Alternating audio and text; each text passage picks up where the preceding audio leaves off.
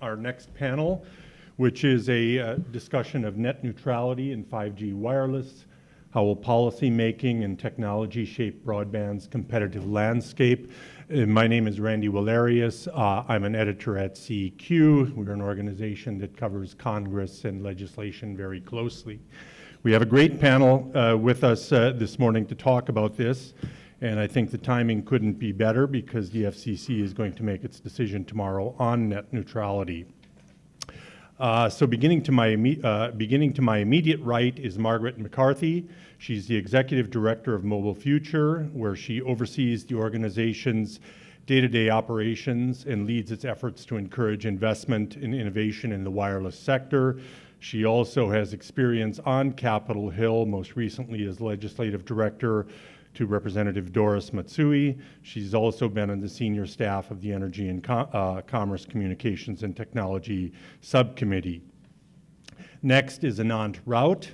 Anant is a visiting fellow at Public Knowledge, focuses on antitrust and net neutrality issues. He previously worked in the Obama administration as counsel to the past two Assistant Attorneys General for the Antitrust Division. And on the far right is Shane Tews. Shane is a visiting fellow at the American Enterprise Institute. She works primarily on cybersecurity and internet governance issues. She's also president of Logan Circle Strategies, where she focuses on information and communication technology, cybersecurity policy issues. She too has experience on Capitol Hill. She has been a legislative director for a member of Congress. She also began her career in the White House of George H.W. Bush. So thank you, panelists. And given the timing, I think we're going to start here with Anant. Everybody expects the FCC tomorrow to reverse the 2015 order on net neutrality. Anant is a fan of that order, so why don't we start by asking Anant to give a brief eulogy. I think nobody doubts the outcome of that. And Anant, maybe you can sum up for us what you think we're losing. Sure. With tomorrow's vote, what the FCC is going to do is to eliminate its own authority to enforce net neutrality. And in doing so, this is going to represent a market break with over decades of FCC protections of principles of neutrality on communications networks. Open Internet Order was passed in 2015, but it is merely a continuation of principles of neutrality that have existed, on common carriers since the railroads, but that were also applied to AT&T's telephone networks, and then starting in 2005, more expressly to the internet. What it will do is it will allow internet service providers that control the drawbridge into your homes to leverage that to extort tolls if they want, or change, prioritize, potentially even block content. This will give ISPs the ability to distort the free market that has existed since basically the inception of the internet between edge content providers. And I'm talking about your Facebooks, your Googles, Netflix, all that, and the end user, the consumer. That has been the principle upon which the internet was created, end-to-end networks. That free market is going to be distorted. It will make some ISPs more profitable, but in the end, it's going to give them tremendous ability to distort that market and potentially, have fast lanes, for example. And the long-term effects are, we've seen in other countries, what happens, but maybe if you're a Facebook, maybe if you're a Google and you have billions of dollars, you can pay the toll for the fast lane. Maybe it doesn't affect you as much. But this will have potentially a devastating effect on the next company that's trying to come up and unseat these incumbents who can't afford to pay those tolls. We can go into other things about how the default mechanism is going to be enforcement by the FTC and why antitrust is not an adequate tool to protect net neutrality. And we can also debunk some of the myths about what is bad about net neutrality, but that's an open. We'll almost certainly come back to that, Anant, and I'm going to come to you in a minute, Margaret, but I think, Shane, you're in this particular issue perhaps more of a glass half full a person on the FCC decision, or maybe glass overflowing. Right. What are we going to gain when they issue their or make their decision tomorrow? Well, this is like the DC current version of, is this the blue dress or the gold dress? I mean, like, you see what you see, and everybody who doesn't see it cannot see the other side. So I just spent Thanksgiving, I thought I'd escaped, and then my dad said, "Can you explain to your brother why we don't like the net neutrality order?" And I was like, "Oh, dear God." I was like, "God, I can't wait for Christmas. I get to talk about taxes." And my Uncle Jim will be there, yay. So I do think, the way I look at this is, it's a bit of the monster under the bed. It's a fear. It's the equivalent of, anybody on the edge wants to plug into the internet like you do a utility, and you want it to be there and have no question about it being there and understand what you're plugging into. My challenge is, I've worked in the network stack area. I don't come by it honestly. I'm not an engineer, but I spend a lot of time, I come, as you mentioned, the political side, but I spend a lot of time talking to the engineers, wanting to understand this fear factor we have of, why is it that we want these three things, no throttling, no paid prioritization, and no blocking. And there are instances where you actually may want one of those things as we go into the next generation internet, and that is a lot to do with cybersecurity. Anybody who is in the network who can see something going on, they just announced this morning that they have convicted the person who produced the Mirai botnet attack last year. Remember last October, it took over a bunch of baby monitors and videos and video cameras, and was able to use their little bits and bytes of what was on the web to create this denial of service attack that knocked Twitter down. Part of Amazon actually went down for a bit. There was a lot of ramifications. So you want anybody who has a vision into that to have, if they choose to, have some responsibility about wanting to be able to manage their customers. So that's one reason. On paid prioritization, I know we're going to get to 5G a little bit later, but that is, I'll go into that in more detail, but part of, if we want to get to the miracle that's going to be all these things that we expect with 5G, especially around healthcare and self-driving cars, if you're in a self-driving car, you want to trust that there is no latency in the system, and the information that is going on that is real time. And to do that, you may have to prioritize the traffic. Prioritizing traffic does not mean that somebody goes dead last while somebody else gets to go first. It's designed much more like an HOV lane, which people I'm sure in this room have debate about too. But there's a way to manage the traffic around that. So I think that this is an opportunity to look at next generation networks with a much broader scope and without the tethers that are in the 2015 order. And I'll ask you to weigh in, Margaret, but as you do, talk a little bit about the investment. A lot of the critics of the 2015 order said it was stifling investment. So is it fair to assume that removing that order is now going to unleash that investment? If we come back here in 2 or 3 years and don't see it, is that a demonstration that that was unfounded, that the decision was unfounded? Sure. Well, first I just wanted to respond to some of the comments that Anat started with. So, like it or not, wherever you sit on the advocacy spectrum, and as Shane says, this is the perennial debate in Washington and before the Federal Communications Commission. Title II has only been the law of the land for the last 2 years since the 2015 order. And before that, broadband internet access service was always regulated under a light touch, different portion of the Communications Act. There was a long-standing and bipartisan consensus that that was really what was critical to enabling the kind of innovation that consumers really take for granted today. All of the companies that are household names that I'm sure we're all sitting at our fingertips right now, grew and thrived under a regulatory regime that did not include Title II. So, there's a little bit of this sky is falling rhetoric, and, I think, consumers should know that after the vote at the FCC tomorrow, your internet still is going to work, and you're still going to have access to all the content and incredible services that you depend on every day, particularly over mobile. So to respond to your point, Randy, about investment. So, there are dueling studies, and, everyone has sort of numbers that they like to throw out.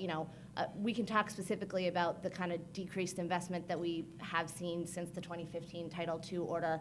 Certainly smaller carriers, WISPs, municipal broadband providers have all weighed in at the commission and said this has really harmed their ability to make the kind of investments that we all want to see in communities across the country. But I'm going to pick up on something I heard Hal Singer say last week, and he was originally going to be sitting up here with us, so I hope he doesn't mind if I steal one of his talking points. I think one of the most interesting things to point to is the kind of natural experiment that we had in between the cable modem order and the wireline DSL order during the George W. Bush FCC. So, there was the less regulated side of the house and the more regulated side of the house, and the investment was going into the less regulated side of the house. So these companies are all, extremely sophisticated players. They have a lot of choices about, where they can put their resources. We want them to be investing in the infrastructure in every single community in the country that's going to, continue to keep us leader in 5G as we were in 4G. And that's what we really think that the vote tomorrow at the FCC is going to unleash. Yes, I want to follow up on a couple of the points that were made here. Conveniently, the New York Times did an article the other day about net neutrality in Europe. Specifically citing a problem, I think, raised in Sweden, where Telia offered its subscribers, I think, unlimited access to certain content providers above and beyond caps that they had subscribed to. The article sort of raised that issue, but it also raised a question of regulatory responsibility between a European rule that had to be enforced country by country. So I don't know if you saw the article or not, but I would like you to begin sort of on a point you made earlier. The FCC is handing an enforcement responsibility on this over to the FTC, and I think you alluded to this. Why is that not going to be adequate? And I think then also picking up on both Shane and Margaret's comments,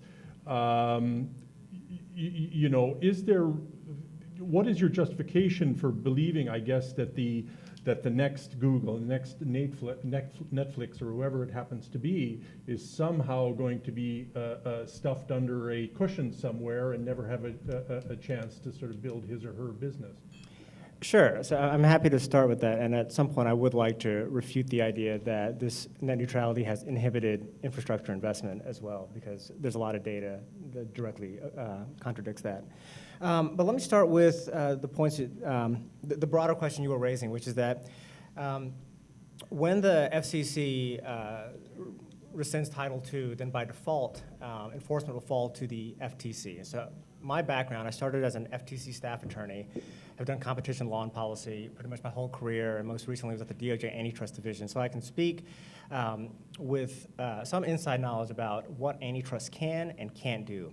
And what it is very bad at doing is preventing non-discriminatory treatment of content. That is something that net neutrality prevents, discriminatory treatment of content, but antitrust really doesn't approach it that way. So if your ISP decides that it wants to give preferred access to ESPN.com, but it's going to block or throttle a different sports site that competes with ESPN, that's not an antitrust violation. There may be some things around the edges where if it's vertically integrated, but just as a broad talking point, antitrust doesn't prevent discrimination against content. It looks at the whole market for that kind of content. So that's one reason that antitrust won't be as effective. Two, and this is a jurisdictional issue. Right now, and at least I think it's the Ninth Circuit, a case is being litigated where, because of the way the FTC Act is written, there is a common carrier exemption. Now, the way historically that has applied is that FTC can't enforce the antitrust laws against the non-common carrier parts of a telephone company. So if a telephone company, the telephone line is considered common carrier, but if it had some other services that were not common carrier, the FTC could enforce against the other parts of the same house. In this lower court decision, they said no. Basically, any service that is owned by a common carrier is immune to FTC enforcement. So this case was reheard en banc, but if it gets upheld, that means that the FCC has kicked its jurisdiction to the FTC, which may not even have jurisdiction over these companies. So that's another point. Then we have to talk about ex ante versus ex post. The reason regulation are good, and I know it's not popular to say that, but regulations can be pro-consumer and can be pro-business because they set rules of the road in advance. You know exactly what you're working with, you have predictability. What makes antitrust difficult, and Hal alluded to this earlier in the first panel, is how long it takes to bring a case after the fact. And a great example of that is Netscape. Netscape was a case where the DOJ challenged Microsoft's feeling that, we can basically run our system the way we want, we can exclude competitors to one of our products, and ultimately they were found to violate the antitrust law. So by the time Netscape won, it was dead. And now you're asking, entrepreneurs who are still struggling to raise capital just to fund their companies. Okay, we want you to take on the burden. You or the beleaguered consumer who can't even get off of hold, with some of these companies in under an hour. We want you to take on the multi-year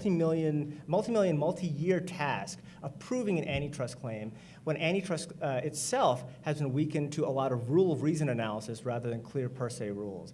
So for a combination of those reasons, and I forgot the best part. The FTC does have separate consumer protection authorities called Unfair Deceptive Acts and Practices, UDAP. So there's the argument that, hey, the FTC can use UDAP, is Deceptive Acts and Practices Authority, to prevent some of these harms that net neutrality currently prevents. False, because the FTC's strongest case occurs when a company makes explicit promises to its consumers. So what's the way to get around it? Don't make those promises. What happened when Ajit Pai announced that he was going to rescind net neutrality? That same day, Comcast removed some information promising that it wasn't going to have paid prioritization from its website. Maureen Oldhausen, acting chair of the FTC, signaled as much earlier this week when she released a joint statement with Ajit Pai saying something to the effect of, the FTC will stand by ready to require companies to make something along the lines of to make sure that they keep the promises they make to consumers. The active part of that sentence is keep the promises they make to consumers. If they don't make those promises, it becomes a lot harder for the FTC to use its other authority, the non-antitrust authority, the Consumer Protection Authority, to enforce these things as well. So you're looking at after-the-fact enforcement, long time periods, multi-million dollars, and an enforcement agency that has neither the will at this point nor the tools to go after this sort of behavior. It seems only reasonable to ask, though, after you make that point, Anant, and I guess Margaret or Shane would ask it as well. So why did we do so well up until 2015? Well, the FCC, so, and here I challenge the idea that what happened in 2015 was a radically new thing. I mean, realize that what was happening in 2015 was an extension of what started in 2004 with the 4 Internet freedoms. I mean, these are the same principles of neutrality that the FCC has been enforcing. The legal basis is what has been changing, but the principles have remained constant. And so that has fostered the creativity, the explosion of interest and innovation that we've seen on the content side.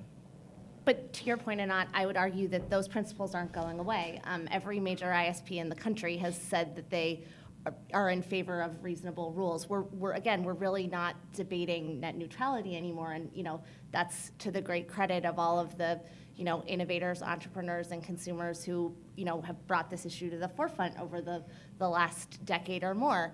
What we are talking about is the legal authority that it's grounded in. So I think this idea that openness is not a value that continues both, in policy and, that I think, candidly, is really baked into the expectations that providers and their customers have.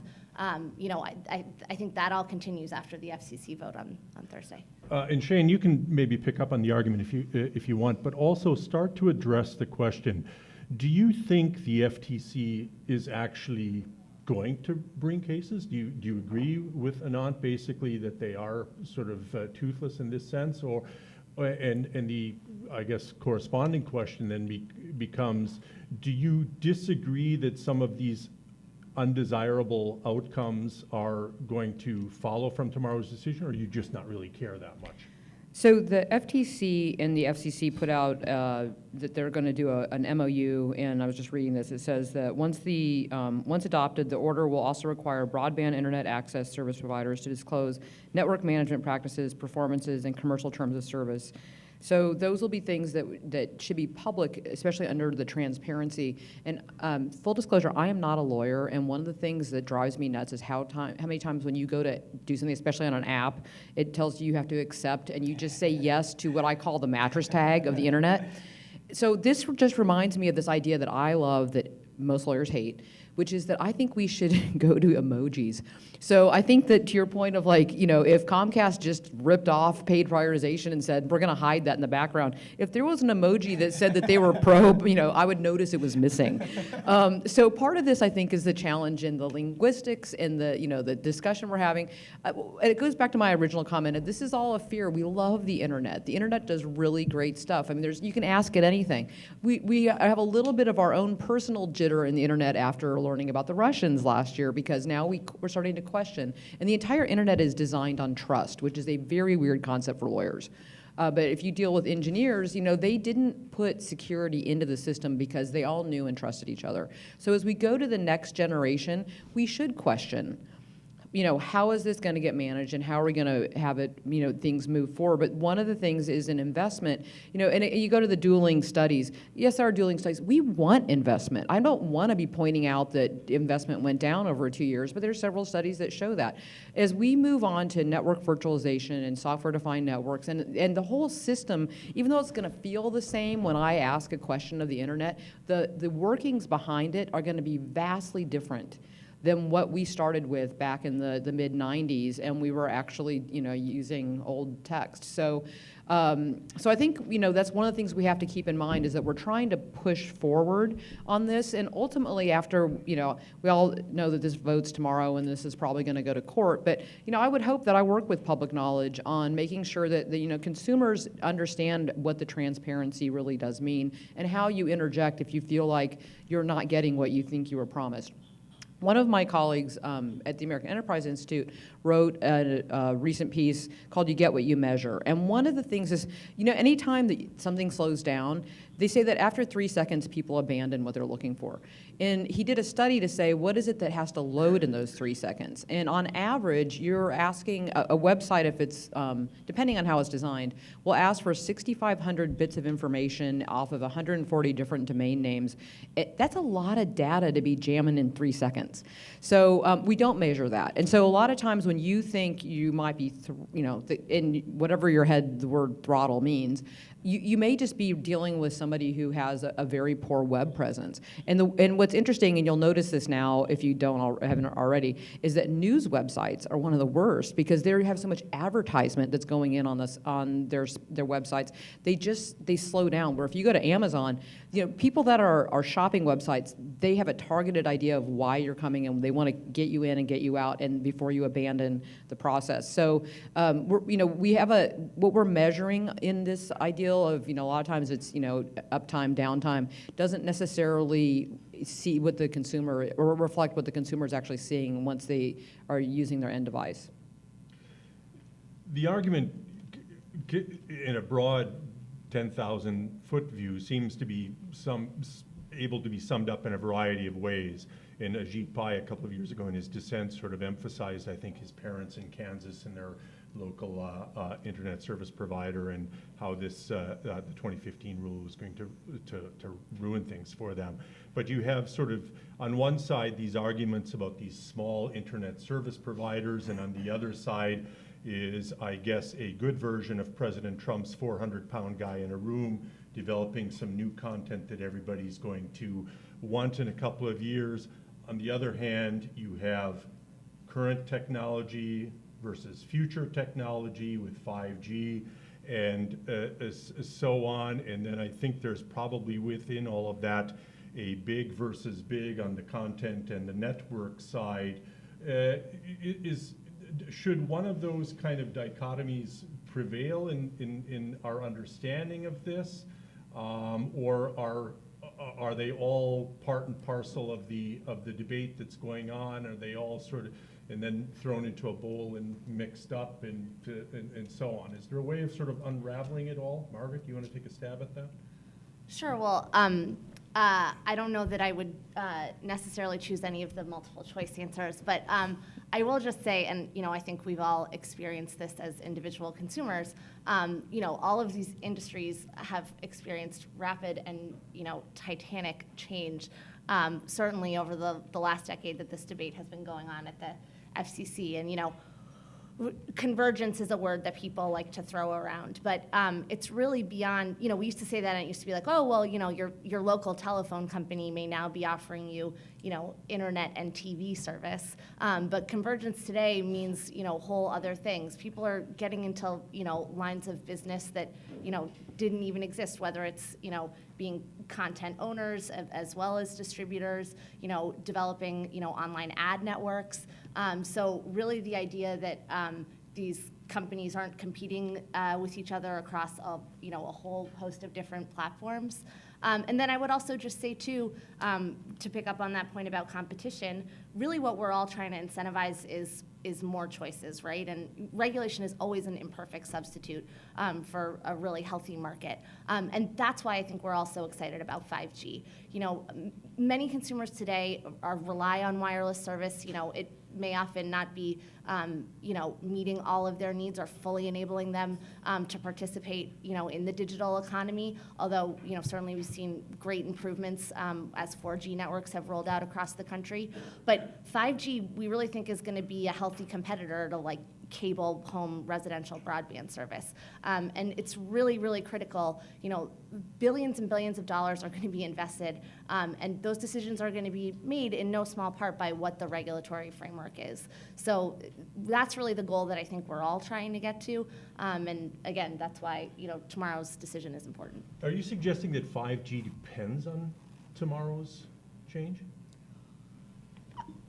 I don't want to say it depends on tomorrow's change, but certainly it's one of a few critical inputs. I mean, there's so many other things, many of which we've touched on today. Infrastructure policies, certainly access to spectrum, the invisible infrastructure, the airwaves that power all of those networks. But yeah, having all of these policies moving in a pro-investment direction is really important. I mean, if speed's important to you and it's worth paying for, then there'll be a new revenue stream. If speed, if whatever is, the average speed is working for whatever it is you want, that will work. My previous answer to the question was reminding you that it isn't just speed at the ISP level. There's multiple things that need to be engaged there. I think, because I'm focusing on where we're heading, we need to make sure that, the biggest thing that we need is investment by Wall Street so we can get the backhaul so we can continue to build all these great things we're hearing about. I don't know that actually Netflix has gone away from this topic. They've said that they don't actually care anymore. They've been very public about that. Yeah, but the reason why they don't care is because they can pay for it. And they can then allow. Well, but you remember that Netflix used to, have to put, they had regional areas when you had the CDs, and they would, it was amazing. You could put your CD or your DVD, sorry, in the mail, and it was there the next day because they had done all the predictive analysis. And then they went to a phase where they realized when they had gone to streaming that they could get away from that cost occurrence of having to have the physical infrastructure. So but then there was the next phase of saying, well, if I can force the ISPs to deliver it as fast as anything else, I'm not going to put any money into, making this faster because I can mandate it's faster. And then now they've gone back to the idea of I'm going to do a digital version of this by using Akamai and third-party people, AWS perhaps, that allows them to be as close to their consumer base as possible. They just want their consumers to be happy, and they're going to pay for whatever makes their consumers continue to pay for Netflix. Anant, you wanted to address this as well. Yeah, absolutely. This is about making ISPs more money. That's the whole game here. It's going to make them more money. That's why they want to break up the free market that exists. And here I want to respond to something that was said about how regulation is imperfect for a healthy market. When you have terminating monopolies, to consumers' houses. Regulation is what preserves that free market that exists between the content providers and consumers. This is totally going to allow ISPs to extract money from both ends of the spectrum and use that monopoly that they have into your house. All of these smoke bombs that they're throwing about reasons that they need to get rid of net neutrality are all permissive, are all possible under the open internet orders as they currently exist. Internet of Things, not affected by net neutrality. And I point you to sections 207 through 213 of the Open Internet Order. IoT is a specialized service, not subject to the net neutrality rules. 5G, nothing prevents reasonable network management. If we want to talk about, we need some clarity on what is permissive under reasonable network management, sure, there's grounds for that where the FCC could come out and say, here's some additional guidance on that. It's not a reason to tear down net neutrality. And this idea that it's inhibiting investment, at some point I'll go into all of my stats on that, but yes, it's about making the ISPs, giving them the ability to extract more sources of revenue than they currently can get under net neutrality. Can I respond briefly to Anat's Yes, point go about ahead. terminating access monopolies? So, I mean, I guess I would just point to the extremely robust competition in mobile. Almost 97% of American consumers can choose between 4 national wireless carriers. And as I was speaking about earlier, with the advent of 5G, that's going to be a real alternative to, Comcast or Fios or, whatever wired option you can get at your home. So, and this point about, what former FCC Chairman Wheeler once referred to as the benefits of two-sided markets, just because someone is, paying for access doesn't mean that can be a good thing for consumers, right? That can actually reduce your costs. So, I think we need to look at this a little bit more broadly. And, Shane, I really appreciated the point you were making earlier about, easy passes. Like, prioritization doesn't have to be a dirty word in every context, right? Sometimes it's a legitimate way to, manage traffic on a network. Yeah, I want to see if I can bring Hal into this conversation, because this raises the issue of fast lanes and slow lanes. And I guess it raises this question of, well, if anybody is going faster, are you, by definition, they're in a worse position? Hal has written about fast lanes versus slow lanes, but made a distinction about degrading the slow lanes. And is there a mic near you, Hal? Maybe you could make your point about the distinction between a slow lane and a degraded lane. Question, but I am curious about that point you made, I think in one of your papers earlier this year, about degrading the lane versus a slow lane. And I think, if I recall correctly, you didn't really mind two-speed lanes, but you did mind an ISP deliberately doing something to slow the lane down even further. For those who drive up on 95, I guess it's the equivalent north of Baltimore if they keep fixing the express lane but never repair the normal lane. Right. So yeah, one of the concerns was that the ISP wouldn't hold constant the slow lane, but instead would actually degrade the absolute quality of the slow lane. But the point that I like to kind of come back to is I'm concerned about the ISP either giving preference to its own packets or to giving preference to a third-party packet on an exclusive basis. And so if I could ask a question of the panel, how confident are you that the 2017 rules would protect against these sorts of arrangements? Shane, you want to start? Yeah, I think that's the reason why the transparency is so important. And even though I'm not really joking about the emojis, I think it's a great idea. But that people can understand when you have somebody that is engaged into a contract where things are going to be faster. I want to know that. I'm not sure that many people really understand the differences of what that is, but to those that it matters, it'd be good. It's good to have that information be public. So I think I understand your question correctly. When you eliminate net neutrality, all of these things can happen. The degrading, the multi-tier speeds, and while I agree that transparency, especially if it's in a readable way, is helpful, I think what you have to look at, particularly, and here there is a distinction between fixed line broadband versus wireless, but how much competition do you actually have in fixed line and broadband? I mean, let's say that you find the terms of your service have changed with your provider. How easy is it for you to switch over to another home broadband provider? Because in most parts of the country, wireless is not a substitute for fixed line. So especially in fixed line, you know, if you have these breakage fees, if you have these long-term contracts, or if you just don't have an alternative, transparency alone, like Chair Olhausen, Chairman Pai operate under this theoretical world where there's such robust broadband competition that the market will police itself. It will not. We know that from just the data that exists about how many options people have for high-speed broadband. And then, in terms of what you were saying about your concerns about speed lanes, there's nothing under the current rules that prevent an ISP from offering just faster service in general. You can have a slower speed, you can have a medium speed, you can have higher speed. That's fine. That is perfectly permissible. But when you favor some content over others, if we had, and this is more of an experiential thing, but if you had one search engine that took 5 seconds to deliver a result versus one that did it more instantaneously, I think you yourself would migrate towards the one that delivered the faster results. If you, I'm trying to think of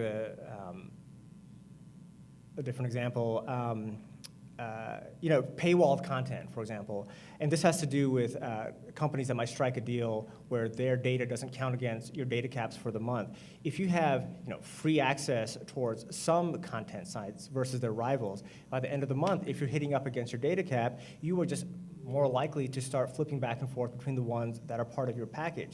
So again, these kinds of arrangements would now be legal, and they would provide an advantage to companies that can afford to be in these higher speed tiers, in these preferred arrangements.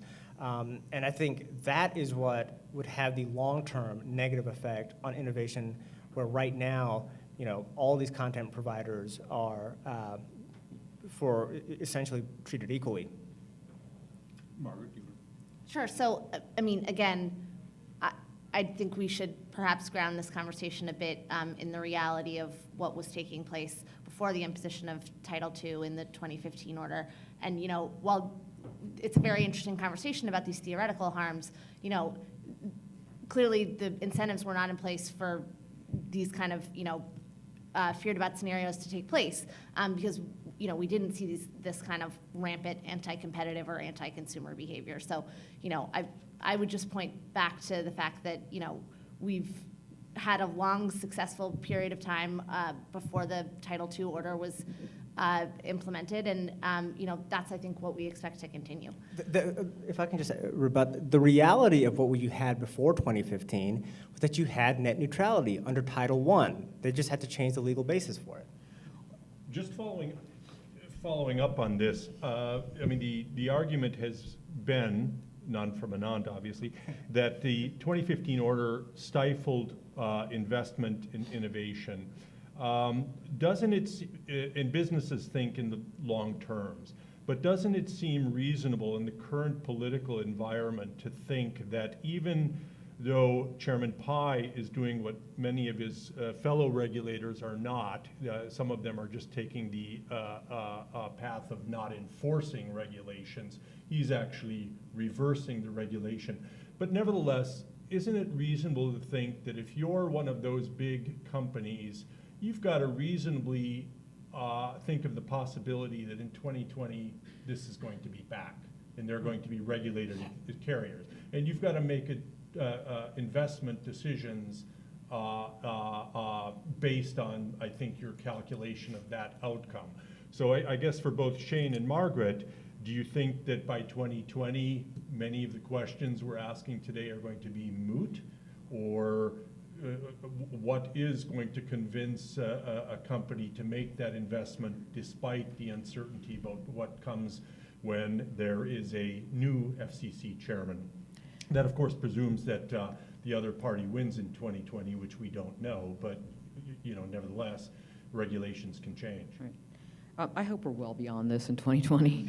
I'm always I say this quite often on panels, that I want 2020 to be like the internet is as cool then, hopefully better than it is today. My biggest fear, again, looking at cyber, and the funny thing is, I just got a notice, it said, nothing is free. Starbucks Wi-Fi hijacks customers' laptops to secure mining cryptocurrency. So I do have a fear that we are so focused on, speed and not even understanding how we're exactly measuring speed because of the way that consumers are digesting the data.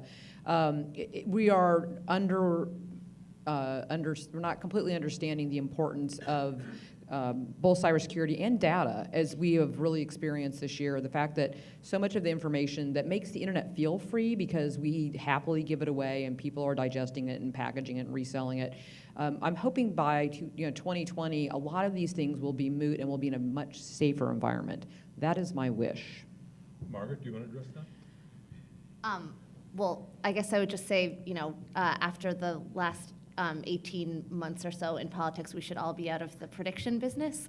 But listen, I think the real truth is these industries and these services are going to continue to evolve. And, one of my former bosses said back when we were working on the 2010 Open Internet Order, tomorrow's gatekeepers may not be today's. So, if that's our real concern, we're sort of fighting the last war here, and I think we may be having a different conversation in 2020.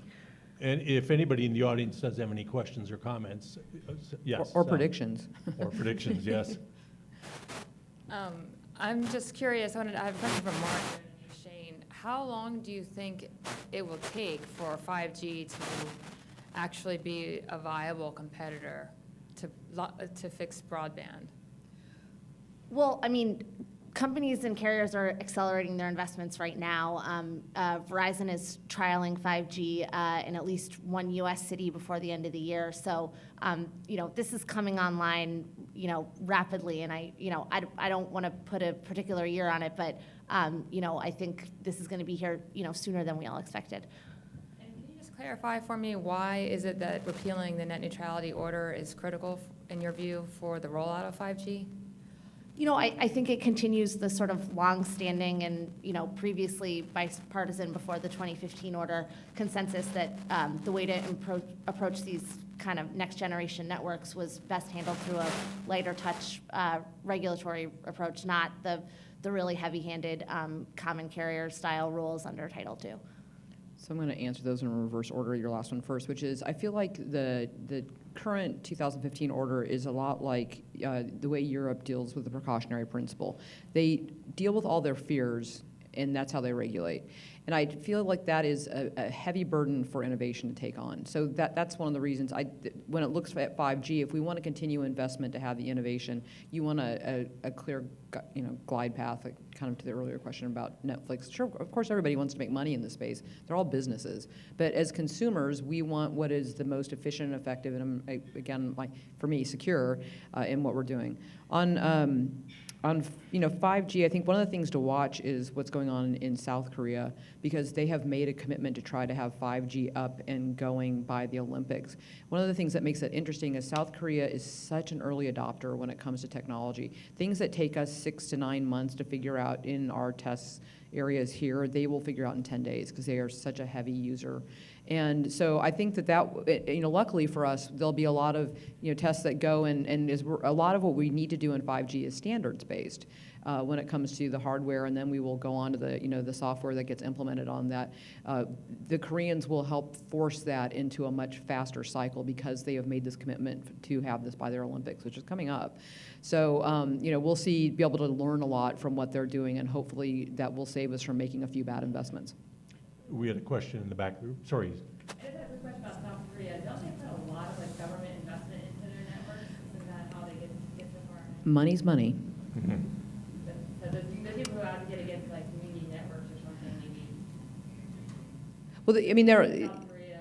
But I mean, my point is only being that from a technology perspective, it's like having a gigantic Petri in Seoul and being able to watch very quickly the way things respond, and they respond very quickly. So yeah, in their case of having the government, but the government's very incentivized to do best in class service, and they want They want to jettison very quickly something that isn't working and move towards something that is. They're not trying to tangle themselves into the fears of 2000, re-inhabiting the 1996 Telecommunications Act to impede the internet.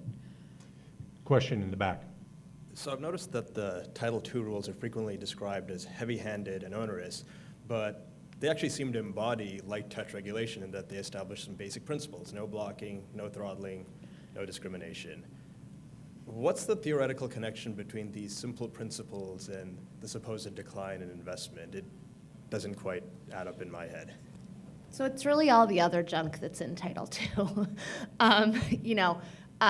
There were a whole host of areas that the FCC agreed to forbear from when they classified broadband as a common carrier service in 2015. But that's a really murky process, and it's all these things like the terms under which you have to provide access to your networks, and the potential for real serious price regulation. That's really we're not really debating the principles of net neutrality so much anymore.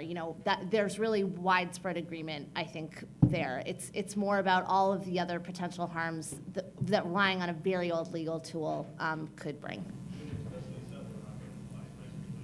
Sorry?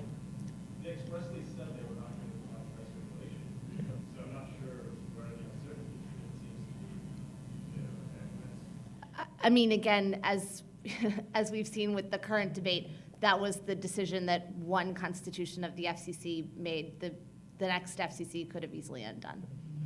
Without saying anything about the merits of the argument, Ajit Pai's dissent at the time is filled with references to forbearance not remaining forbearance for the long-term or even short-term future. He's quite dismissive. As I said, I'm not commenting on the merits of that argument. I guess everybody here is more or less agreed that they have forborne for 2 years or so, but whether that lasts or not, I guess, is the question. There was a question behind you. In the back of the room. Go ahead. So I think one of the more onerous parts of the net neutrality order, which did stay and wasn't forborne from, was the Internet Conduct Standard. If you actually look at that converts a lot of the innovation that goes on in networks into a mother may I regime. And you saw that start to happen at the end of the Wheeler FCC, where all of a sudden sort of a wink and a nod letters were sent to a lot of mobile carriers over zero rating practices, saying, hey, I like that zero rating program you got there. Does that really comply with what we said? I don't know. Let's have a conversation. It became very murky about what these companies could do. And in my view, people disagree. In my view, I think actually a lot of the practices that the Wheeler FCC was starting to look at were very pro-consumer. They tend to help lower-income consumers, a lot of the zero rating practices that were being looked at. So I would say that the Internet Conduct Standard is a great one for why it's onerous. Another one is that they actually did have authority to look at interconnection issues inside of networks. So the whole justification of Title II is supposed to be to regulate the last mile, theoretically.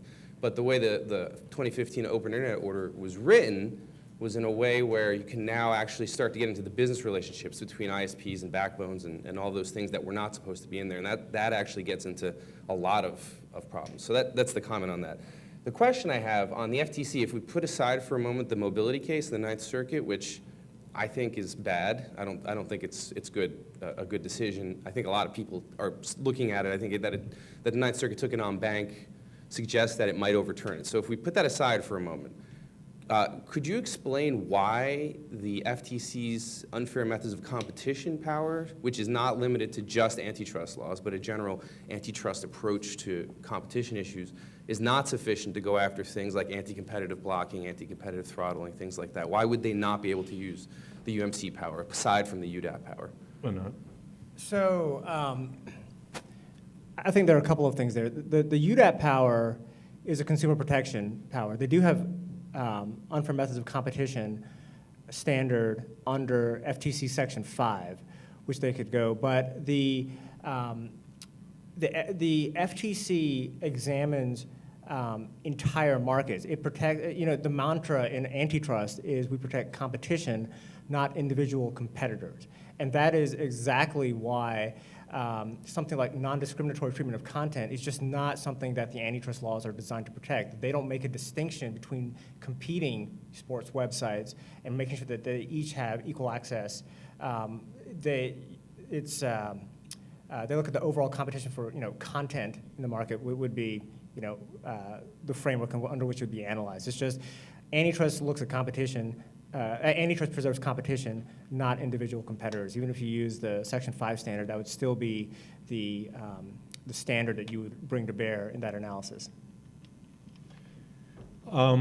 Senator Thune, Congresswoman Blackburn have both said they're going to introduce legislation that will deliver fairness on the internet without sort of the need for using the authority used by the FCC in 2015. Does anybody have, and they've not told anybody what's going to be in their bills or how they're going to deliver this. I'm just wondering if any of our Washington veterans here have any thoughts about what should be in there? What's the role of legislation in all of this? Or do you know what they have under their bushel basket? I don't, but I do think that it gets to the earlier question about uncertainty, that once you pass legislation, we get out of this every couple-year cycle of things moving. I can't wait to see what they have in their bills. Neither can CQ. Margaret, do you have any thoughts? Well, yeah, I mean, I guess to pick up on a thread from the discussion, in 2015, Senator Thune and Chairman Walden, they put out discussion draft legislation on this topic that included codifying, a lot of the net neutrality principles that we've been talking about today. So, again, I do think there is pretty widespread agreement both across the political spectrum and, in all of the various stakeholders, within the broadband ecosystem about the values that we all seem to share at this point. I don't have any insights, but I don't see why legislation somehow provides any more certainty than regulation. I mean, how many health insurance companies thought they had some certainty about how the health insurance markets work? How many people think that they have certainty about how the antitrust laws approach vertical mergers? Like, it raises just as many questions as, if not more so than bright line regulations do. I'm mindful that we're getting close to the end of our time or at the end of our time. I think the operative word is at the end of our operative time. Do we have any more questions from the audience? We have time for one more. But if not, okay, thank you. I hope you found our discussion interesting and helpful. I want to thank our three panelists for their thoughts, and they'll be around to answer other questions if people want to ask them after the end of the session. Thank you. Thank you.